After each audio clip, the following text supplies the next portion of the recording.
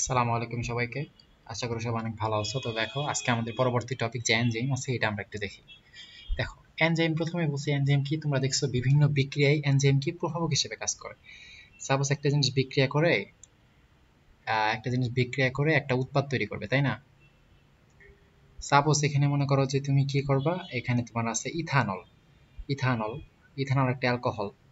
তাহলে এটা থেকে তোমরা জানো যে ইথানল থেকে কি তৈরি করা যায়। আচ্ছা সরি, উল্টা লিখলাম। যে গ্লুকোজ, গ্লুকোজ থেকে কিন্তু ইথানল তৈরি করা যায়। মানে এই যে এটা হলো গ্লুকোজ, ঠিক আছে? তাহলে এই গ্লুকোজ যেটা আছে এই গ্লুকোজ থেকে ইথানল তৈরি করা যায়। এই মাঝখানে এনজাইম লাগে জাইমেস। তাহলে এই জাইমেসটা একটা এনজাইম। এই জাইমেসের কাজ কি? এই জাইমেসটা মেইনলি গ্লুকোজকে পরিবর্তন করে ইথানল তৈরি করতেছে। তো এরকম প্রত্যেকটা এনজাইমের একটা কাজ আছে যে এক প্রকার বিক্রিয়ককে, এটা হলো বিক্রিয়ক, আর যেটা উৎপন্ন হয় এটা বলে উৎপাদ। তাহলে এক প্রকার বিক্রিয়ককে উৎপাদে কনভার্ট করে, এটা হলো বিভিন্ন এনজাইম, ঠিক আছে? তাহলে এই এনজাইমটার কাজ কি? জাস্ট এই বিক্রিয়ককে উৎপাদে পরিণত করবে, কিন্তু এই এনজাইমটা নিজে কোনো পরিবর্তন হবে না, এনজাইমটা অমনই থাকবে, ঠিক আছে? এটা নর্মালি কোনো চেঞ্জ হয় না, মেইনলি এটা অল্প পরিমাণে লাগে। তাহলে এনজাইমটা অল্প পরিমাণে লাগতেছে আর এটা কিন্তু কোনো চেঞ্জ হয় না, এটা শুধু কি করে বিক্রিয়ার গতিটাকে বাড়ায় দেয়, একটা বিক্রিয়ক থেকে আরেকটা বিক্রিয়ক তৈরি করে, ঠিক আছে, আরেকটা উৎপাদ তৈরি করে। তাহলে এটা হলো এনজাইমের কাজ। বা এনজাইম বা উৎসেচক যেটা আছে এটা মেইনলি একটা প্রোটিন জাতীয় পদার্থ, এটা কখনোই ভোলা যাবে না। এনজাইম মেইনলি প্রোটিন দিয়ে তৈরি, কারো কারো ক্ষেত্রে প্রোটিনের সাথে এক্সট্রা কিছু থাকে, ঠিক আছে, অপ্রোটিন কিছু অংশও থাকে, কিন্তু মেইনলি প্রোটিন দিয়ে তৈরি, এটা মনে রাখবা। এখানে এখানে বিজ্ঞানীর নাম দিছে দেখো, যে এনজাইম কি করে বিক্রিয়ার হারকে ত্বরান্বিত করে, ঠিক আছে, এবং বিক্রিয়া শেষে অপরিবর্তিত থাকে, ঠিক আছে। তার মানে বিক্রিয়ার হারকে গতিকে বাড়ায়, ত্বরান্বিত করে, আর বিক্রিয়া শেষে কিন্তু অপরিবর্তিত থাকে। আচ্ছা, এই জীবন এখানে বলছে যে প্রাণরাশির অনেক কিছুই কি এনজাইম কর্তৃক নিয়ন্ত্রিত হয়। এখানে বিজ্ঞানী কোন একটা নাম বলছে যে তিনি সর্বপ্রথম এনজাইম শব্দটি ইউজ করে এটা। তারপর এখানে এই যে আরো কিছু কথা এখানে লেখা আছে, এগুলা খুব একটা গুরুত্বপূর্ণ না। এই যে বিজ্ঞানীর একটা দুইটা নাম আছে, এরপরে দেখো যে নিচে লেখা আছে যে প্রোটিন জীবদেহে, আচ্ছা, যে প্রোটিন জীবদেহে অল্প অল্প মাত্রায় বিদ্যমান থেকে বিক্রিয়ার হারকে ত্বরান্বিত করে এবং বিক্রিয়ার পর নিজেরা মুক্ত ও অপরিবর্তিত থাকে তাকে এনজাইম বলে। তাহলে এনজাইমের সংজ্ঞাটা এখান থেকে পড়বা, ক নম্বরে আসে কিন্তু, ঠিক আছে? তাহলে ক নম্বরে এনজাইম কি? এনজাইম হলো একটা প্রোটিন জাতীয় পদার্থ যারা কি করে বিভিন্ন বিক্রিয়ার হারকে ত্বরান্বিত করে এবং বিক্রিয়া শেষে নিজেরা অপরিবর্তিত থাকে, এটা মনে রাখবা। তো এনজাইমের আরেকটা নাম কিন্তু অনুঘটক, অনুঘটকও বলে। হ্যাঁ, তাহলে এখন আসো এই যে এনজাইম, তাহলে এবার নিচে চলে আসে এনজাইম কি দিয়ে তৈরি, যেহেতু প্রোটিন দিয়ে তৈরি এটা জানলা। এবার এনজাইমের ধর্ম আছে, দেখো এনজাইম একটা প্রোটিন ধর্ম, এটা এই যে মেডিকেল ভর্তি পরীক্ষা এটা আসছে, ঠিক আছে? তারপর এনজাইম হলো কলয়েড জাতীয়, মানে একটু আকারে বড়। হ্যাঁ, তারপরে এনজাইমের কাজ আছে, বিভিন্ন প্রকার এনজাইম আছে, ওরা কিন্তু নির্দিষ্ট পিএইচ এ কাজ করে, মেইনলি পিএইচ 6 থেকে 9, এই পিএইচ এই এনজাইম কাজ করে, ঠিক আছে? পিএইচ যদি 9 এর বেশি হয় তাহলে এনজাইমের কার্যকারিতা কমে যায়, পিএইচ যদি 6 এর আবার কম হয়ে যায় তাহলে এনজাইমের কার্যকারিতাও কমে যায়, ঠিক আছে? 6 থেকে 9 যখন পিএইচ থাকবে ওই মাধ্যমে এনজাইম সব থেকে বেশি কাজ করতে পারে, ঠিক আছে, যে সব থেকে বেশি ক্রিয়াশীল। তাহলে যখন বাড়বে বা কমবে এর থেকে তত এনজাইমের কাজ কমে যাবে। তারপর এনজাইম আবার তাপ প্রয়োগে কি, তাপ প্রয়োগ করে নরমালি নষ্ট হয়ে যায়। এই যে 35 থেকে 40 ডিগ্রি সেন্টিগ্রেড তাপমাত্রা অধিক ক্রিয়াশীল একটা নির্দিষ্ট তাপে, হ্যাঁ, অধিক তাপে আবার বিনষ্ট হয়ে যায়। তো এইটা একটু দেখবে যে কম তাপে বললে সে বিনষ্ট হয় না। এনজাইম খুব অল্প মাত্রায় থাকে এবং বিক্রিয়ার হারকে ত্বরান্বিত করে, ঠিক আছে, বিক্রিয়ার হারকে ত্বরান্বিত করতেছে। হ্যাঁ, কেবলমাত্র বিক্রিয়ার হারকে ত্বরান্বিত করে, কিন্তু বিক্রিয়ার সাম্য অবস্থার কোনো পরিবর্তন করে না, এই কথাটা খুবই গুরুত্বপূর্ণ।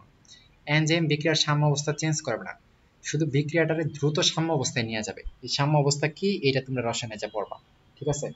যে অবস্থায় সম্মুখমুখী বিক্রিয়ার হার আর পশ্চাৎমুখী বিক্রিয়ার হার সমান হয় তাকে বলে সাম্য অবস্থা, বুঝছো? সাম্য অবস্থায় সম্মুখমুখী বিক্রিয়ার হার আর পশ্চাৎমুখী বিক্রিয়ার হার সমান থাকে। তাহলে এনজাইমটা কি করে, ওই সাম্য অবস্থাটা তাড়াতাড়ি আনবে, ঠিক আছে? নর্মাল অবস্থায় যদি 5 মিনিট পর সাম্য অবস্থা আসতো, কিন্তু এনজাইম কি করে 2 মিনিটে ওই সাম্য অবস্থাটা নিয়ে আসবে, খুব ফাস্ট নিয়ে আসবে, কিন্তু সাম্য অবস্থার কোনো চেঞ্জ সে করবে না। তাহলে এনজাইম বিক্রিয়ার গতিকে ত্বরান্বিত করে, বিক্রিয়ার সাম্য অবস্থারে তাড়াতাড়ি আনে, কিন্তু সাম্য অবস্থার কোনো পরিবর্তন করে না, এই কথাটা খুবই গুরুত্বপূর্ণ, মনে রাখবা এটা, ঠিক আছে? তারপরে এখানে আরো কি কিছু কিছু কথা বলছে দেখো, এনজাইম শুধু জীবিত কোষে উৎপন্ন হয় এবং কার্যকারিতায় জন্য পানির প্রয়োজন হয়। তারপরে যে প্রায় সব এনজাইম কি পানিতে দ্রবণীয়, এই কথাটা গুরুত্বপূর্ণ। এনজাইম কিন্তু পানিতে দ্রবণীয়, কারণ প্রোটিনও পানিতে দ্রবণীয়, তোমরা জানো প্রোটিন পানিতে যেহেতু দ্রবণীয়, এনজাইমের পানিতে দ্রবণীয়। তারপরে এই যে সূর্যের অতিবেগুনি রশ্মি যেটা আছে এটার কারণে এনজাইমের কার্যকারিতা নষ্ট হয়, ঠিক আছে? তারপর এনজাইম যেখানে একটু বৈশিষ্ট্য লেখা আছে বাংলা, এগুলা একটু রিডিং দিবা তোমরা, একটু রিডিং দিবা, ঠিক আছে? একটু রিডিং দিবা, এগুলা এগুলো তোমরা যেগুলো আগে পড়ছো ওগুলাই, পানি লাগে, উচ্চ তাপমাত্রায় নষ্ট হয়ে যায়, এগুলাই আছে। এখানে এনজাইম দেখো, এনজাইমের নামকরণ, এনজাইম কিভাবে নামকরণ করা হয়, একটা বিক্রিয়ার ধরন অনুযায়ী কি বিক্রিয়া হইতেছে ওইটা নাম অনুযায়ী, আর একটা সাবস্ট্রেট বিক্রিয়ার মিলিত বৈশিষ্ট্য অনুসারে, আর আরেকটা হলো সাবস্ট্রেটের ধরন অনুযায়ী। সাবস্ট্রেট মানে কি জানো? বিক্রিয়ক। সাবস্ট্রেট মানে কি? বিক্রিয়ক। তাহলে আসলে কি কে বিক্রিয়া করতেছে ওর নাম অনুসারে একটা হয়, আর একটা কি ধরনের বিক্রিয়া হইতেছে, হ্যাঁ, ওইটার একটা উপর ভিত্তি করে একটা সাবস্ট্রেট আর বিক্রিয়কের মিলিত বৈশিষ্ট্য। তাহলে প্রথমত সাবস্ট্রেটের ধরন মানে বিক্রিয়কের ধরন অনুযায়ী, যেমন সুক্রোজ, তাহলে এই সুক্রোজের উপরে যে কাজ করে এটা হলো সুক্রেস, ঠিক আছে? মনে করে যে সুক্রোজ আছে, তোমরা জানো সুক্রোজকে ভাঙলে কি পাওয়া যায়? Fructose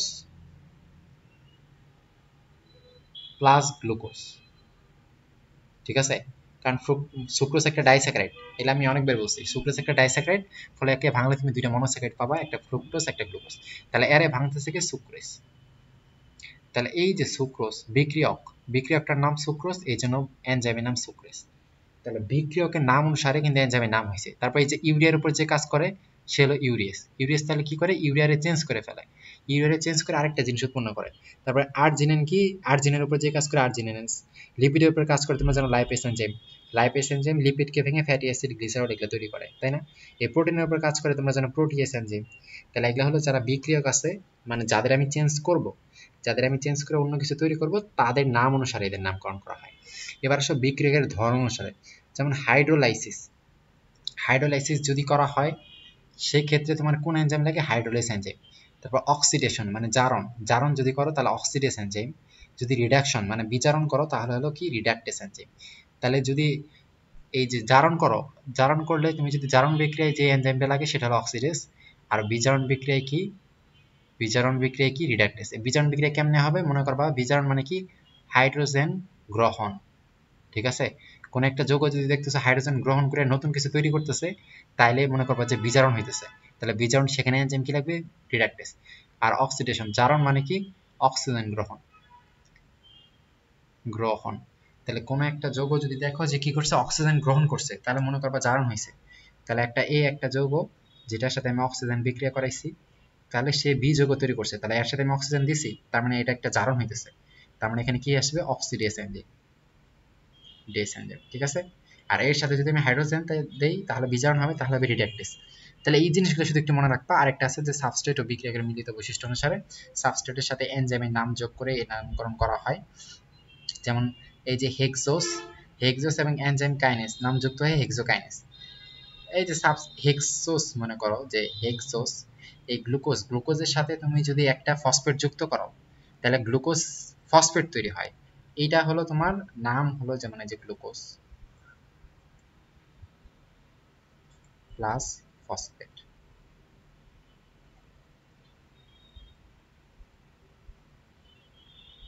glucose 6-ফসফেট। তাহলে এই যে কোনো একটা জিনিসের সাথে ফসফেট যুক্ত করা বা ফসফেট ত্যাগ করা, এটা হলো কাইনেস এনজাইম, কাইনেস, ঠিক আছে? এই যে কাইনেস এনজাইম হইলো, এটা হলো বিক্রিয়ার উপর ভিত্তি করে কাইনেস। আর এই সাবস্ট্রেট হলো কি? গ্লুকোজ না? গ্লুকোজ একটা হেক্সোস সুগার না? তাহলে হেক্সোকাইনেস, ঠিক আছে? তাহলে এই এনজাইমটার নাম হলো হেক্সোকাইনেস। কাইনেসটা হলো বিক্রিয়ার ধরন অনুযায়ী, কারণ ফসফেট যুক্ত করা বা ফসফেট ত্যাগ করলে কাইনেস হয়, তার মানে বিক্রিয়ার ধরন অনুযায়ী নাম হলো কাইনেস। আর যেহেতু বিক্রিয়কটা হলো কি? একটা হেক্সোস সুগার, 6 কার্বন বিশিষ্ট একটা সুগার, এই জন্য হেক্সো আসলো। ফলে হেক্সোটা আসছে বিক্রিয়কের নাম অনুসারে, আর কাইনেসটা আসছে বিক্রিয়ার ধরন অনুসারে। এই জন্য এটার বলে সাবস্ট্রেট আর বিক্রিয়ার মিলিত বৈশিষ্ট্য, ঠিক আছে? আশা করি এই জিনিসটা বুঝছো। এই যে পাইরুভিক অ্যাসিড কাইনেস যদি পাইরুভিক অ্যাসিডটিকে চেঞ্জ করে, হ্যাঁ, to ফসফোইনল pyruvic acid, to ফসফোইনল pyruvic অ্যাসিডে পাইরুভিক অ্যাসিড যদি কনভার্ট করে ওটার বলে পাইরুভিক অ্যাসিড কাইনেস। তাহলে যে টু ফসফোইনল পাইরুভিক অ্যাসিডকে পাইরুভিক অ্যাসিড তৈরি করলো, মানে টু ফসফোইনল পাইরুভিক অ্যাসিড তৈরি করলো পাইরুভিক অ্যাসিড, তার মানে কি? যে ফসফোটা চলে গেছে, ফসফেট চলে যাওয়া মানে ওই যে আবার কাইনেস এনজাইম, কাইনেস এনজাইম মানে ফসফেট যুক্ত করা বা ত্যাগ করা। তাহলে টু ফসফো পাইরুভিক অ্যাসিড যখন কি করতেছে? পাইরুভিক অ্যাসিড তৈরি করতেছে, শুধু পাইরুভিক অ্যাসিড তৈরি করতেছে, তার মানে টু ফসফোটা চলে গেছে, মানে ফসফেট চলে গেছে, এই জন্য কাইনেস। আর কার থেকে গেছে? ওই যে পাইরুভিক, টু ফসফো পাইরুভেট, এই জন্য পাইরুভিক থেকে গেছে দেখে ওই যে নাম আসছে পাইরুভিক অ্যাসিড। ফলে এই এনজাইমটার নাম হলো কি? Pyruvic acid kinase. কাইনেসটা আনছে যেহেতু ফসফেট চলে যায় এই জন্য। আর ওই যে টু ফসফোইনল পাইরুভিক অ্যাসিড চেঞ্জ হয়, এই জন্য বিক্রিয়কের নাম অনুসারে পাইরুভিক অ্যাসিড আসছে। মানে এই জিনিসটা এত খুব একটা কঠিন না, হ্যাঁ তোমরা একটু মোটামুটি একটু বুঝছো, এটা পরীক্ষাতেও এতটা বেশি আসে না। এবার আসো প্রস্থেটিক গ্রুপ, কোফ্যাক্টর, কোএনজাইম। দেখো আমি তো বলছি কোনো একটা এনজাইম শুধু প্রোটিন দিয়ে তৈরি হয়, মেইনলি প্রোটিন দিয়ে তৈরি, কিন্তু কোনো কোনো এনজাইম আছে প্রোটিনের বাদে আরো অন্যান্য জিনিসও থাকে, ঠিক আছে, প্রোটিন বাদে অপ্রোটিন অংশও থাকে। তাহলে প্রোটিন অংশ, প্রোটিন প্লাস অপ্রোটিন, এই দুইটা মিলে কোনো কোনো ক্ষেত্রে এনজাইম তৈরি হয়, ঠিক আছে। তাহলে নর্মাল এনজাইম কি, প্রোটিন অংশ দিয়ে মেইনলি এনজাইম তৈরি, কিন্তু কোনো কোনো ক্ষেত্রে প্রোটিনের সাথে একটা অপ্রোটিন অংশও থাকবে। তাহলে এই যে প্রোটিন অংশটা, এটারে কি বলে, এটা বলে অ্যাপো এনজাইম। কি বলে, এই যে দেখো অ্যাপো এনজাইম, ঠিক আছে, অ্যাপো এনজাইম। তাহলে এটা তোমরা একটু লিখে নিও পাশে। তাহলে অ্যাপো এনজাইম দেখো, এই যে কনজুগেট প্রোটিন, এই যে যেই এনজাইমটা তোমার এই প্রোটিন অংশ আর অপ্রোটিন অংশ দুইটা দিয়ে তৈরি হয়, এরা মেনলি মনে করো কনজুগেট প্রোটিন হয়ে যায়, ঠিক আছে। কনজুগেট প্রোটিন মানে কি, একটা প্রোটিন থাকবে আর একটা অপ্রোটিন থাকবে, দুইটা মিলে কিন্তু কনজুগেট প্রোটিন। তাহলে কিছু কিছু এনজাইম আছে কনজুগেট প্রোটিন দিয়ে তৈরি হয়, ঠিক আছে, যেগুলোর মধ্যে প্রোটিনও একটা থাকবে আর অপ্রোটিনও একটা থাকবে। তো প্রোটিন অংশটারে বলে অ্যাপো এনজাইম, আর অপ্রোটিন যেটা অংশ এইটারে মেইনলি বলে প্রস্থেটিক গ্রুপ। তার মানে প্রস্থেটিক গ্রুপটা তো বুঝছো, প্রস্থেটিক গ্রুপটা কি, এই যে অপ্রোটিন অংশ। তাহলে অপ্রোটিন অংশ হলো প্রস্থেটিক গ্রুপ আর প্রোটিন অংশ হলো কি অ্যাপো এনজাইম। তাহলে এই যে অপ্রোটিন অংশটা মানে প্রস্থেটিক গ্রুপটা কখনো কখনো জৈব উপাদান হয়, আবার কখনো কখনো মেটাল হয়। তাহলে মেটাল কখনো কখনো হয়, আবার কখনো কখনো জৈব উপাদান হয়। তাহলে এই প্রস্থেটিক গ্রুপটা মানে অপ্রোটিন অংশটা যদি মেটাল হয় তাহলে সেটারে বলে কোফ্যাক্টর, ঠিক আছে, সেটারে বলে কোফ্যাক্টর। আর এটা যদি জৈব উপাদান হয় তাহলে সেটারে বলে কোএনজাইম। তাহলে কোএনজাইম কি, জাস্ট যদি জৈব উপাদানটা হয়, ঠিক আছে, এই প্রস্থেটিক গ্রুপটাই, মানে এই অপ্রোটিন অংশ যেটা আছে, অপ্রোটিন অংশের আরেকটি নাম কি প্রস্থেটিক গ্রুপ। এই প্রস্থেটিক গ্রুপটা যদি কোনো মেটাল হয়, ঠিক আছে, যে Fe2+, ম্যাগনেসিয়াম 2+, জিঙ্ক 2+, এরকম কোনো মৌল হয় তাহলে সেটারে বলে কোফ্যাক্টর। আর সেটা যদি কোনো তোমার কি হয়, যদি কোনো জৈব উপাদান হয়, জৈব রাসায়নিক উপাদান হয় তাহলে সেটা বলে কোএনজাইম। তাহলে জৈব উপাদানগুলো কি কি আছে, যে FAD, NAD, ATP, তাহলে এগুলো হলো কি কোএনজাইম। তাহলে এমসিকিউ আসে নিচের কোনটি কোএনজাইম, FAD, NAD, ATP। তাহলে যে FAD, NAD, ATP যেগুলো আছে এরা হলো কি, এরা হলো কোএনজাইম, ঠিক আছে। তাহলে এদের প্রস্থেটিক গ্রুপটা হলো কি নরমালি জৈব উপাদান। তাহলে কোএনজাইম এমসিকিউ আসে নিচের কোনটি কোএনজাইম, তাহলে যে FAD, NAD, FAD মানে কি ফ্লাভিন মনোনিউক্লিওটাইড। আচ্ছা এফএমএন মানে, আর এটা হলো ফ্লাভিন অ্যাডিনাইন ডাইনিউক্লিওটাইড, ঠিক আছে। এফএডি মানে কি, ফ্লাভিন অ্যাডিনাইন ডাইনিউক্লিওটাইড, যে এখানে দেওয়া আছে যে এফএডি, এফএডিএইচ2, এফএমএন, এনএডি, ঠিক আছে, এনএডিপি, এটা প্রত্যেকটাই হলো কি, এরা প্রত্যেকটাই হলো কোএনজাইম। এদের পুরো নাম এখানে আছে, একবার করে পড়বা, কিন্তু তোমাদের এমসিকিউ আসে নিচের কোনটি কোএনজাইম। তাহলে এই যে শুধু এই যে গোল করার নামগুলো পড়লেই হবে, ঠিক আছে। দেন এটিপি এর আরেকটা নাম কি, অ্যাডিনোসাইড ট্রাইফসফেট, এক অণু অ্যাডেনিন, এক অণু রাইবোজ শর্করা আর 3 অণু ফসফেট যুক্ত হয়ে কিন্তু এটিপি তৈরি করে। তাহলে এক অণু অ্যাডেনিন, অ্যাডেনিন একটা কি নাইট্রোজেন বেস, এক অণু রাইবোজ সুগার আর 3টা ফসফেট অণু যুক্ত হয়ে এটিপি তৈরি করে, ঠিক আছে। আর এটিপি এর কি বলে, জৈব মুদ্রা। এটা তোমরা পাশে লিখে নাও, এটিপি এর কি বলে, জৈব মুদ্রা বলে। এখন এই যে অ্যাক্টিভ সাইট বলছে, দেখো এখন একটা সাবস্ট্রেট আছে, একটা দেখলাম আমরা একটা সাবস্ট্রেট বিক্রিয়ক, বিক্রিয়া করে আরেকটা জিনিস তৈরি করতেছে, এখানে তো একটা এনজাইম লাগে, তাই না। এই এনজাইমটা কিভাবে কাজ করে, এনজাইমটা কি করে, এই যে সাবস্ট্রেট আছে ওর সাথে একটু যুক্ত হয়, যুক্ত হয়ে নতুন জিনিস তৈরি করে, ঠিক আছে। এই যেখানে লেখা আছে দেখো, এই যে একটা এনজাইম, আর এটা হলো তোমার বিক্রিয়ক, একটা এ বিক্রিয়ক নিছি আমি, একটা বি বিক্রিয়ক নিছি, ঠিক আছে। যেমন এ প্লাস বি বিক্রিয়া করে মনে করো সি প্লাস ডি তৈরি করছে, মাঝখানে কি এনজাইম, এনজাইম তো লাগছে। তাহলে যে এ প্লাস বি বিক্রিয়া করছে, এই এনজাইমটা প্রভাবক হিসেবে কাজ করছে, বিক্রিয়ার গতি বাড়াইছে, ফলে এ প্লাস বি বিক্রিয়া করে সি প্লাস ডি তৈরি করছে। এই এ প্লাস বি যেটা ছিল, সি প্লাস ডি কিন্তু আলাদা, নতুন জিনিস। তাহলে এই যে দেখো, এটা হলো এ, এটা হলো বি, এদের সাইজ দেখছো কেমন, এই এ আর বি প্রথমে এনজাইমের সাথে যুক্ত হয়, তাহলে এনজাইমের যে জায়গাতে যুক্ত হইতেছে এটা বলে অ্যাক্টিভ সাইট। তাহলে অ্যাক্টিভ সাইট কি, এনজাইমের একটা সক্রিয় স্থান, এই যে এনজাইমের একটা সক্রিয় স্থান তথা অ্যাক্টিভ সাইট, সেখানে যুক্ত হয় সাবস্ট্রেট, ঠিক আছে। তাহলে এই এনজাইমের যে ফাঁকা জায়গাগুলা, মানে এই এই যে বিক্রিয়কগুলো আছে, বিক্রিয়কগুলোর শেপ যেমন, সে অনুযায়ী এনজাইম কিন্তু নিজের শেপ পরিবর্তন করে, ঠিক আছে। দেখো বিক্রিয়কের এই যে এরকম কি, এখানে এই যে এরকম কোনা, তাহলে এনজাইম নিচের মধ্যে এরকম কোনা তৈরি করছে, মানে বিক্রিয়কের আকার অনুযায়ী এনজাইম নিজের আকার চেঞ্জ করে, এটা মনে রেখো। বিক্রিয়ক কিন্তু আকার চেঞ্জ করে না, এনজাইম নিজের আকার চেঞ্জ করে, ঠিক আছে। তাহলে এনজাইম নিজের আকার চেঞ্জ করে, ফলে বিক্রিয়কগুলো সে নিজের মধ্যে ঢুকাই যে এরকম একটা কি যৌগ তৈরি করতেছে, এটা বলে কি এনজাইম সাবস্ট্রেট যৌগ, কারণ এখানে এনজাইম আর সাবস্ট্রেট মানে বিক্রিয়ক, তাহলে এনজাইমের সাবস্ট্রেট যৌগ তৈরি করে, দেন কি এনজাইমটা ওই যে অমনে থাকতেছে, অতটুকুই থাকতেছে, কিন্তু এই যে দেখো নতুন শেপ। তাহলে আগে এ ছিল এরকম ছোট, বি ছিল এরকম ছোট, কিন্তু এখন সি ডি তৈরি করলো, সিটা এরকম বড়, ডিটা আরো ছোট। ঠিক আছে, তার মানে বোঝা যাচ্ছে যে বিক্রিয়কগুলা, নতুন পদার্থগুলা আগের দুইটা পদার্থ থেকে আলাদা হবে। ঠিক আছে, এনজাইম কিন্তু অতটুকুই আছে। তাহলে এটা মনে রাখা লাগবে যে জাস্ট এনজাইম কি করে, প্রথমে বিক্রিয়কগুলার আকার অনুযায়ী নিজের সক্রিয় জায়গা তৈরি করে, অ্যাক্টিভ সাইট তৈরি করে, সেই জায়গাতে যুক্ত করায় এনজাইম, বিক্রিয়কগুলারে যুক্ত করায় এনজাইম। তারপর একটা এরকম কম্পাউন্ড একটা যৌগ তৈরি করে, তারপর ভেঙে কি করে নতুন দুইটা আলাদা যৌগ তৈরি করে। তাহলে এটা তোমরা যদি এখানে পড়ো তাহলে দেখবে, এই রিডিং গুলো এখানে যদি পড়ো তাহলে এখানে দেখবা। ঠিক আছে, তো এনজাইমের ক্রিয়া কৌশলকে কিছু কিছু যায়, এই যে দেখো কিছু কিছু পদার্থ এনজাইমের কাজে বাধা দান করে, এদের বলে ইনহিবিটর। তাহলে ইনহিবিটর কারা, যারা এনজাইমের কাজকে বাধা দেয়। ঠিক আছে, ইনহিবিটর এনজাইমের কার্যকে বাধা দেয়। তাহলে এগুলো একটু দেখবা, তাহলে এগুলো তোমরা একটু রিডিং পড়ো, এগুলো বাংলা পড়ো, পড়লে এমনি বুঝবা। ঠিক আছে, এখন বলতে থাকো, কিছু কিছু এনজাইমের একাধিক সাব ইউনিট থাকে, এদের আকৃতি ও কাজ সহজেই পরিবর্তনশীল হতে পারে। এই ধরনের এনজাইমকে বলে অ্যালোস্টেরিক এনজাইম। ঠিক আছে, অ্যালোস্টেরিক এনজাইমের কার্যকারিতা নিয়ন্ত্রণ করে এফেক্টর নামক বিশেষ অণু।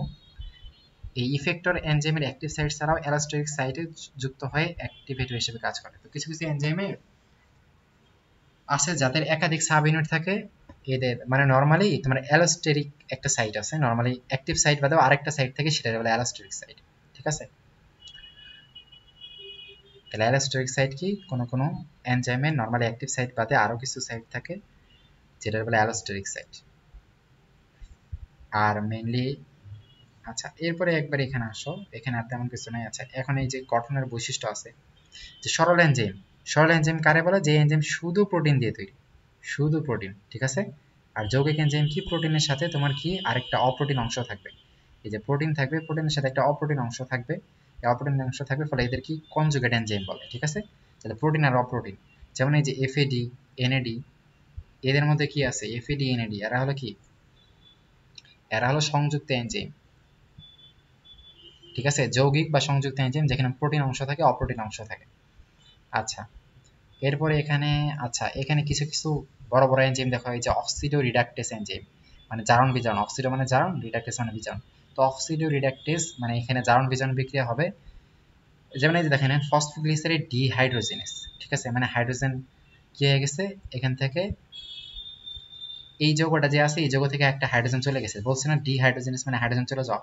তাহলে এই একটা যৌগ বিক্রিয়া করতেছে, তাহলে এই যে যৌগটা তৈরি করতেছে, এই যৌগ কিন্তু হাইড্রোজেন হারাইতেছে, এই যৌগটা হাইড্রোজেন হারাইতেছে, এই যৌগ হাইড্রোজেনটা কে নিতেছে, এই যে নেট, দেখো নেট কিন্তু নেট H2 তৈরি করছে, তাই না, এই হাইড্রোজেন দুইটা কই পাইলো, এই নেটটা এই দুইটা হাইড্রোজেন কই পাইলো, এই যে এয়ার থেকে নিছে। তাহলে এই যৌগটা হাইড্রোজেন হারাইতেছে, সে হাইড্রোজেন ত্যাগ করতেছে। ঠিক আছে, তাহলে আমি তোমাদের বলছিলাম নরমালি হাইড্রোজেন গ্রহণ করা মানে কি, বিজারণ। একটু আগে আমি আগে লিখে দিছি, হাইড্রোজেন গ্রহণ করা মানে বিজারণ। তাহলে হাইড্রোজেন ত্যাগ করতেছে মানে এখানে জারণ বিক্রিয়া হইতেছে, বুঝছো, এখানে কি বিক্রিয়া হইতেছে, জারণ। তাহলে এই জারণ বিজারণ বিক্রিয়া যেখানে হবে সেখানে দেখো অক্সিডো রিডাকটেস এনজাইম, ডিহাইড্রোজেনেস মানে হাইড্রোজেন ত্যাগ করা, যেহেতু হাইড্রোজেন গ্রহণ করা মানে বিজারণ, তাহলে হাইড্রোজেন ত্যাগ করা মানে কি, জারণ। তাহলে এখানে মেনলি জারণ হইতেছে। তাহলে এখানে দেখো যে সাইটোক্রোম অক্সিডেস, মানে এটা একটা কি, এটা একটা এই যে অক্সিডেস, মানে এখানে জারণ বিক্রিয়া হইতেছে, এই জন্য অক্সিডেস। এই যে আচ্ছা, আচ্ছা অক্সিডেস, তো অক্সিডেস মানে কি, যে ওইরকম জারণ। তারপর এই যে ফসফোগ্লিসারাইড ডিহাইড্রোজেনেস, তারপর অ্যালকোহল ডিহাইড্রোজেনেস। তো যেগুলোর লাস্টে যে অক্সিডেস ডিহাইড্রোজেনেস থাকবে, তারা হলো কি, তারা হলো যে অক্সিডো রিডাকটেস। তাহলে অক্সিডেস মানে কি, অক্সিজেন যুক্ত করা। হ্যাঁ, অক্সিডেস মানে অক্সিজেন যুক্ত করা, আমি একটু আগে বললাম যে অক্সিজেন যুক্ত করা মানে কি, জারণ। আর হাইড্রোজেন গ্রহণ করা মানে বিজারণ, তাহলে হাইড্রোজেন ত্যাগ করা মানেও জারণ। তাহলে অক্সিজেন গ্রহণ করা আর হাইড্রোজেন ত্যাগ করা মানে জারণ। তাহলে এই যে এখানে দেখো ডিহাইড্রোজেনেস আছে মানে হাইড্রোজেন ত্যাগ করা, মানে এখানেও কিন্তু আসলে জারণ বিক্রিয়া হইতেছে। তাহলে অক্সিজেন গ্রহণ আর হাইড্রোজেন ত্যাগ, এই দুইটাই কি, জারণ, এই দুইটাই জারণ। তাহলে অক্সিজেন গ্রহণ করা জারণ, হাইড্রোজেন ত্যাগ করা জারণ। তাহলে এর উল্টা কি হবে, অক্সিজেন ত্যাগ হাইড্রোজেন গ্রহণ, এই দুইটা তাহলে কি হবে, বিজারণ। তাহলে এই জিনিসগুলো তোমরা বুঝে নিও। ঠিক আছে, তাহলে এগুলো শুধু এক্সাম্পল গুলো তোমরা একটু মনে রাখবা। এই ট্রান্সফারেন্স এনজাইম কি করবে, একটা যৌগের একটা কার্যকরী মূলককে ট্রান্সফার করে আরেকটা যৌগতে নিয়ে যাবে, যেমন কাইনেস। একটা যৌগকে নরমালি তোমার ফসফেট নিয়ে আরেকটা যৌগের দেয়, ফসফেট সরায় ফেলা, এটা হলো কাইনেস। তাহলে ট্রান্সফার এনজাইম কোনটা, কাইনেস। ঠিক আছে, আচ্ছা তারপর এখানে দেখো এই যে হাইড্রোলাইটিক এনজাইম বা হাইড্রোলেস, এই হাইড্রোলাইটিক এনজাইম বা হাইড্রোলেস এরা হলো আদ্র বিশ্লেষণ করে মেইনলি। এই যে সুক্রোজ, সুক্রেস, প্রোটিয়েস, ফসফেটেস, এস্টারেস, এরা মেনলি বড় যৌগকে ভেঙে ছোট ছোট যৌগ দুইটা তৈরি করে, ঠিক আছে। এই সুক্রোজটা ভেঙে দেখছো কি করছে, গ্লুকোজ আর ফ্রুক্টোজ তৈরি করছে, মানে ছোট ছোট দুইটা যৌগ তৈরি করছে। তাহলে এটা হলো হাইড্রোলাইটিক এনজাইম, মানে হাইড্রোলেস, মানে এখানে আদ্র বিশ্লেষণ বিক্রিয়া হবে, বড় একটা যৌগ ভেঙে দুইটা যৌগ মেনলি তৈরি করে। তাহলে এনজাইমগুলো হলো কি, তোমার হাইড্রোলাইটিক এনজাইম। তারপর লাইস, এই যে অ্যালডোলেস, আইসোসাইটেড লাইস, ফিউমারেস, সাইটেড সিনথেটেস, এরা হলো কি লাইস এনজাইম। এরাও মেনলি কি করে, ট্রান্সফার করে, একটা মূলক ট্রান্সফার করে ফেলে।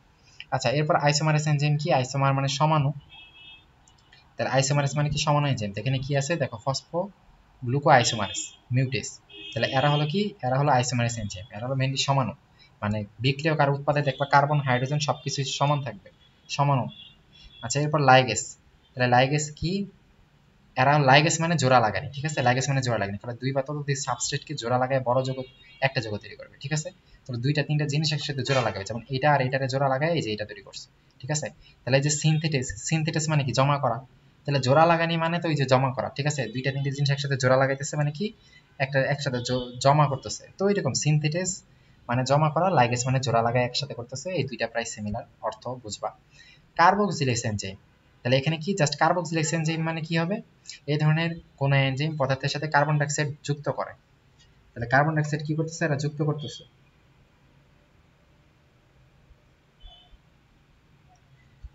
ঠিক আছে।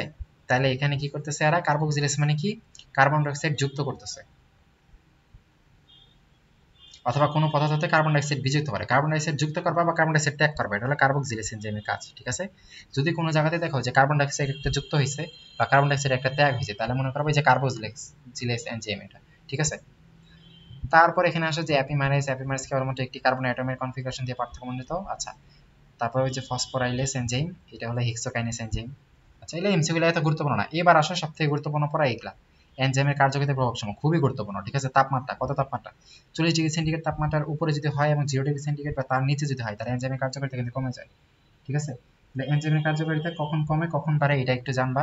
তারপর এই যে পিএইচ, এটা খুবই গুরুত্বপূর্ণ, ভেরি ভেরি ইম্পর্টেন্ট, ঠিক আছে, এটা খুবই আসে। পেপসিন কত, 2 pH এ কাজ করে, ইনভার্টেস কত, 4.5 pH এ কাজ করে, সেলোবাইস 5 pH এ কাজ করে, ইউরিয়াস 7 pH এ কাজ করে, ট্রিপসিন কত, 8 pH এ কাজ করে। তাহলে কোন কোন এনজাইম কোন কোন pH এ কাজ করে সব থেকে, এটা খুবই মনে রাখা লাগবে।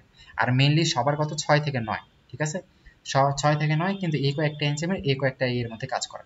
তারপর এই যে পানির অভাবে নরমালি এনজাইম কাজ করতে পারে না, তাহলে পানি লাগবে। তারপরে যে ধাতু, এই ধরনের ধাতু উপস্থিতিতে এনজাইমের কার্যকারিতা বাড়ায় দেয়। তাহলে কোন কোন ধাতু উপস্থিত থাকলে এনজাইমের কার্যকারিতা বাড়ে, এই যে ম্যাঙ্গানিজ 2+, ম্যাগনেসিয়াম 2+, কোবাল্ট, নিকেল, এরা মেনলি বাড়ায়। আর কারা কারা কমায় দেয়, এই যে সিলভার, জিঙ্ক, কপার, ঠিক আছে, এরা কমায় দেয়। তাহলে এটা খুবই গুরুত্বপূর্ণ এমসিকিউ, ঠিক আছে। তারপর সাবস্ট্রেটের ঘনত্ব বলছে, যদি সাবস্ট্রেটের ঘনত্বের উপর এনজাইমের কার্যকারিতা নির্ভরশীল, সাবস্ট্রেটের ঘনত্ব বাড়লে এনজাইমের কার্যকারিতা বাড়ে, ঠিক আছে, সাবস্ট্রেটের ঘনত্ব বাড়লে এনজাইমের কার্যকারিতা বাড়বে, ঠিক আছে। এটা একটা তৈরি করে এটা তৈরি করতেছে। এনজাইমের মেন কাজ এয়ারে কনভার্ট করে এয়ারে তৈরি করবে, ফলে এর পরিমাণ যত বাড়বে তত এনজাইমের কার্যকারিতা বাড়ানি লাগবে না, কারণ এতগুলা কাজ তার তো করে এই নতুন কিছু তৈরি করতে হবে। তাহলে এনজাইমের কাজ এই বিক্রিয়কটা বা সাবস্ট্রেটটারে চেঞ্জ করবে, তাহলে এই বিক্রিয়কটা যত বেশি থাকবে এনজাইমের তত বেশি কাজ করা লাগবে, তত বেশি চেঞ্জ করা লাগবে, ঠিক আছে। তাহলে সাবস্ট্রেটের ঘনত্ব বাড়লে এনজাইমের কার্যকারিতা বাড়ে, এটা মনে রাখবা। দেন এনজাইমের ঘনত্ব বাড়লেও এর কার্যকারিতা বাড়ে, ঠিক আছে। তাহলে এনজাইমের ঘনত্ব যদি বাড়ে তাহলে এর কার্যক্ষমতা বাড়ে, তাহলে সাবস্ট্রেটের ঘনত্ব, বিক্রিয়কের ঘনত্ব বাড়লে এনজাইমের কার্যকারিতা বাড়তেছে। তারপর এনজাইমের ঘনত্ব বাড়লেও, এনজাইমের ঘনত্ব যদি বাড়ে তাও এর কার্যক্ষমতা বাড়তেছে। তারপর যে প্রোডাক্টের ঘনত্ব যদি বাড়ে তাহলে বিক্রিয়ার হার কমে। দেখো তুমি এখানে তোমার হয়তো 100টা কাজ আছে, তুমি মেইনলি প্রায় 90টা কাজ করে ফেলছো, ঠিক আছে, এনজাইমগুলো 100টারে চেঞ্জ করে 90টা অলরেডি করে ফেলছে, আর 10টা করতে হবে। তাহলে এনজাইম যেহেতু ম্যাক্সিমাম কাজ করে ফেলছে, এই জন্য তখন এনজাইমের কার্যকারিতা কমে যাবে। ফলে এই জন্য প্রোডাক্টের ঘনত্ব আস্তে আস্তে যত বাড়বে, তার মানে এনজাইমের কাজ আস্তে আস্তে যত কমে যাবে, হ্যাঁ, তার ম্যাক্সিমাম কাজ যখন অলরেডি হয়ে গেছে আর অল্প একটু কাজ আছে, তখন তার কার্যকারিতা কমে যাবে, ঠিক আছে। জিনিসটা বুঝছো আশা করি। তাহলে প্রোডাক্টের ঘনত্ব যত বাড়তেছে, মানে যত সে চেঞ্জ করে ফেলছে, যত ঘনত্ব প্রোডাক্টের ঘনত্ব বাড়তেছে তার কার্যকারিতা তত কমে যাবে, ঠিক আছে। কারণ 100টার মধ্যে সে 90টা অলরেডি করেই ফেলছে কাজ, হ্যাঁ, তো বাকি 10টা কাজ সে একটু ঢিলামি করবে, আস্তে ধীরে করবে, ঠিক আছে। এই জন্য এনজাইমের কার্যকারিতা তখন কমে যায়। তাহলে প্রোডাক্টের ঘনত্ব বাড়লে এনজাইমের কার্যকারিতা কমে, বাকি এনজাইমের ঘনত্ব বাড়লেও কার্যকারিতা বাড়ে, আর সাবস্ট্রেটের ঘনত্ব বাড়লেও কার্যকারিতা বাড়ে। শুধু প্রোডাক্টের ঘনত্ব বাড়লে এনজাইমের কার্যকারিতা কমে, এটা উল্টা, এটা মনে রেখো, ঠিক আছে। তারপর অ্যাক্টিভেটরের কারণে এই যে বিক্রিয়ার হার বাড়ে, কারণ অ্যাক্টিভেটর কি করে এনজাইমের কার্যকারিতা বাড়ায় দেয়, আর ইনহিবিটর কি করে এনজাইমের কার্যকারিতা কমায় দেয়, ফলে এনজাইমের কার্যকারিতা বাধাগ্রস্ত হয়। তাহলে এনজাইমের কাজ কি, যে স্বল্প পরিমাণে প্রচুর কাজ করে, এগুলো একটু রিডিং পড়বা, আমি যা বলছি তা এখানে আছে। তারপর এখানে বলছে স্টার্চের হাইড্রোলাইসিসে 100 ডিগ্রি সেন্টিগ্রেড তাপমাত্রার প্রয়োজন হলে এনজাইমের প্রভাবে স্বাভাবিক পরিপাক ঘটে, গ্লুকোজ উৎপন্ন হয় এই তাপমাত্রা, এটা একটু মনে রাখবা। আচ্ছা, তারপর এখানে দেখো এই যে সেলুলোজ এনজাইম, এই সেলুলোজ যেটা আছে, সেলুলোজটা কি করে, সেলুলোজ এনজাইম সেলোবায়াস তৈরি করে, দেন সেলোবায়াস এনজাইমটা আবার কি করে, গ্লুকোজ তৈরি করে সেলোবায়াস এনজাইমের মাধ্যমে। তাহলে এগুলো মেইনলি বিক্রিয়কের নাম অনুসারে এনজাইমগুলোর নামকরণ। সেলুলোজটা চেঞ্জ করতেছে সেলুলেস, আর সেলোবায়োস যেটা আছে ওরা চেঞ্জ করতেছে সেলোবায়াস এস, ঠিক আছে, বায়োস রে এস, তাহলে যেটার নাম লোস ওটা লেস, মানে এনজাইমের নাম লেস। হ্যাঁ, এটা হলো বায়োস, এনজাইমের নাম বায়েস, তাহলে এই নামকরণগুলো দেখবা। এরপর এই পড়াগুলো খুবই গুরুত্বপূর্ণ, ঠিক আছে, এগুলো এমসিকিউ আসে। কফি প্রস্তুতকরণ করার জন্য কি সেলুলোজ এনজাইম প্রয়োজন। তারপর পেপার শিল্পে পাট শিল্প এনজাইম সেলুলোজ এনজাইম প্রয়োজন। সেলুলোজ এনজাইম কই কই প্রয়োজন, কফির ক্ষেত্রে প্রয়োজন, পেপার শিল্পে প্রয়োজন, ওয়াশিং পাউডার ও লন্ড্রিতে প্রয়োজন, ফলের জুসে প্রয়োজন, ওষুধ শিল্পে প্রয়োজন, ঠিক আছে এগুলাতে। তারপরে যে প্রোটিয়েস এনজাইম, যে এনজাইম প্রোটিনকে ভাঙে তাকে বলে প্রোটিয়েস এনজাইম। তাহলে যে কি বীজের অঙ্কুরোদ্গমের সময় প্রোটিয়েস এনজাইমের কার্যকারিতা ভেঙে যায়, হ্যাঁ, দ্রুত ভ্রূণ স্থানান্তরিত হয়। তারপর প্রোটিন জাতীয় খাবার খায়, এগুলো প্রোটিয়েস এনজাইমের মাধ্যমে কি করে, অ্যামিনো অ্যাসিড তৈরি করে। প্রোটিয়েস এনজাইমগুলো কি কি আছে, যে পেপসিন, ট্রিপসিন, পেপাইন, এগুলা পরিপাকার শোষণ 3 অধ্যায়ে আছে দ্বিতীয় পত্রে, ঠিক আছে। তাহলে পেপসিন, ট্রিপসিন, কাইমোট্রিপসিন এই সবগুলো কিন্তু প্রোটিয়েস এনজাইম, এরা প্রোটিনকে ভাঙে। তারপরে যে প্রোটিয়েস এনজাইমের ব্যবহার কি, এই যে বেকারি শিল্পে, ওষুধ শিল্পে, রক্ততঞ্জন প্রক্রিয়ায়, হ্যাঁ, এই জিনিসগুলো একটু রিডিং করবা, একটু ভালো করে পড়বা। আর অ্যামাইলেস এনজাইম, অ্যামাইলেস এনজাইম কিন্তু শর্করাকে ভেঙে, ঠিক আছে। তাহলে এই যে স্টার্চের প্রধান উপাদান হলো অ্যামাইলেস। স্টার্চ একটা কি, শর্করা, পলিস্যাকারাইড, পলিস্যাকারাইড, এটা তো আমরা পড়াইছি। তাহলে স্টার্চ একটা পলিস্যাকারাইড, তাহলে এরকম স্টার্চকে ভাঙতেছে কি, অ্যামাইলেস এনজাইম, ঠিক আছে। তাহলে অ্যামাইলেস দুই ধরনের, এই যে আলফা অ্যামাইলেস, বিটা অ্যামাইলেস আছে। আচ্ছা, আলফা অ্যামাইলেস সাবস্ট্রেটকে ভেঙে, অ্যামাইলেস এনজাইম দুইটা, একটা আলফা অ্যামাইলেস, একটা বিটা অ্যামাইলেস। তাহলে আলফা অ্যামাইলেস কি করে, সাবস্ট্রেটকে ভেঙে প্রথমে ডেক্সট্রিনে কনভার্ট করে, দেন বিটা অ্যামাইলেস কি করে, ডেক্সট্রিনকে ভেঙে মল্টোজে পরিণত করে, ঠিক আছে। তাহলে আলফা অ্যামাইলেস কি করতেছে, যে বিক্রিয়কটাকে ভেঙে ডেক্সট্রিনে কনভার্ট করতেছে, আর এই বিটা অ্যামাইলেস কি করতেছে, ডেক্সট্রিনকে ভেঙে মল্টোজে পরিণত করতেছে, মানে এই যে স্টার্চ, স্টার্চ যেটা সেটা ভেঙে ডেক্সট্রিন, আর ডেক্সট্রিন ভেঙে কি তৈরি করতেছে, মল্টোজ। এটা করতেছে আলফা অ্যামাইলেস, আলফা অ্যামাইলেস স্টার্চকে ভেঙে ডেক্সট্রিনে করতেছে, আর এটা করতেছে বিটা অ্যামাইলেস, বিটা অ্যামাইলেস কি করতেছে, ডেক্সট্রিনকে ভেঙে মল্টোজে কনভার্ট করতেছে। তাহলে অ্যামাইলেসের ব্যবহারও একইভাবে, এগুলো একটু দেখবা, পড়বা। তারপর ক্যাটালিস এনজাইম, ক্যাটালিস এনজাইম কি করে, হাইড্রোজেন পারঅক্সাইডকে ভেঙে পানি আর অক্সিজেন তৈরি করে, এই যে এই রিঅ্যাকশনটা খুবই মনে রাখবা, হাইড্রোজেন পারঅক্সাইডকে ভেঙে পানি আর অক্সিজেন তৈরি করবে কি, ক্যাটালিস এনজাইম, ঠিক আছে। তারপর ক্যাটালিসের ব্যবহার, ক্যাটালিসের ব্যবহার এই যে এখানে কাপড় থেকে হাইড্রোজেন পারঅক্সাইড অপসারণ করে। তারপর পনির তৈরিতে ব্যবহার করা হয়, পনির তৈরিতে এটা খুবই গুরুত্বপূর্ণ, ঠিক আছে। দুগ্ধ শিল্পে ব্যবহার করা হয়। চোখের ক্যাটারেক্ট, এই যে চোখের তোমার যদি ছানি পড়ে, ঠিক আছে, তাহলে এই এনজাইম ব্যবহার করা হয়, তাহলে এগুলো খুবই গুরুত্বপূর্ণ, ঠিক আছে। তারপর জাইমেস এনজাইম কি, এই যে গ্লুকোজ, আগে লিখছিলাম, গ্লুকোজকে ইথানল তৈরি করতেছে জাইমেস এনজাইম। তারপর জাইমেসের ব্যবহার করবা। তারপর লাইপেস এনজাইমের ব্যবহার করবা, এখানে লাইপেস এনজাইম কি করতেছে, চর্বিকে আদ্র বিশ্লেষণ করে, চর্বিকে আদ্র বিশ্লেষণ করে, ঠিক আছে। এই যে দই শিল্পে, পনির শিল্পে ব্যবহার করা হয়, কই কই ব্যবহার করা হয়, এগুলো একটু পড়া লাগবে। তারপরে যে পনির তৈরিতে কি, রেনিন এনজাইম, পনির তৈরিতে রেনিন এনজাইম। ফলের জুসে কি, এই যে পেকটিন নামক এনজাইম। কাপড়ের দাগ দূরী করতেছে কে করতেছে, এই যে অ্যামাইলেস লাইপেস এনজাইম। হ্যাঁ, চামড়া লোম মুক্ত করতেছে কি, প্রোটিওলাইটিক এনজাইম। তাহলে এগুলো একটু পড়া লাগবে, ঠিক আছে।